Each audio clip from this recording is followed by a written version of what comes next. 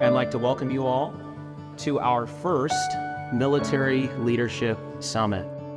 Thank you all for being here. Just want to welcome you to Memorial Stadium. This is a great crowd. I also want to be the first to thank you all for your service.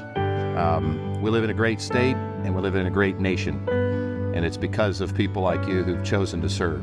Military and military appreciation is really, really important here at the University of Nebraska. And I can assure you going forward, we're going to continue to make this a high priority. I am so thankful that Nebraska asked me to be part of this team and that I accepted that. I'm in my 4th year as the system president now.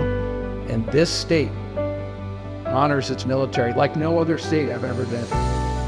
What this is all about is how do we take our experiences, regardless of what we do in the active, reserve, or guard service, and how do we turn that into service for good, and how do we take what we do to be leaders? And because I'm a naval flight officer, which meant I flew in the backseat of F-4, F-14, and F-18 Superlights, I was always part of a team.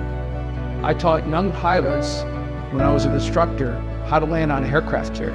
I'm not a pilot. There was no stick and throttle in the backseat. I could talk to anybody how to land an airplane.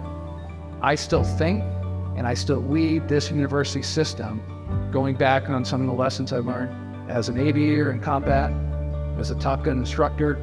All those things culminate.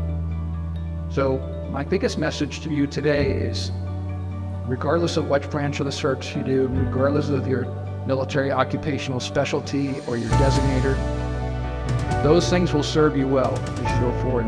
You will reflect on what you got out of military, and you will still serve your community well.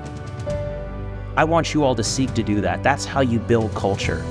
Through understanding that circle of care, through increasing your understanding of those people around you, asking people around you about leadership, regardless of what their position is, helping to build trust, seeking to be unbiased, really, really working on building those relationships and increasing your empathy or being able to see the world from someone else's perspective.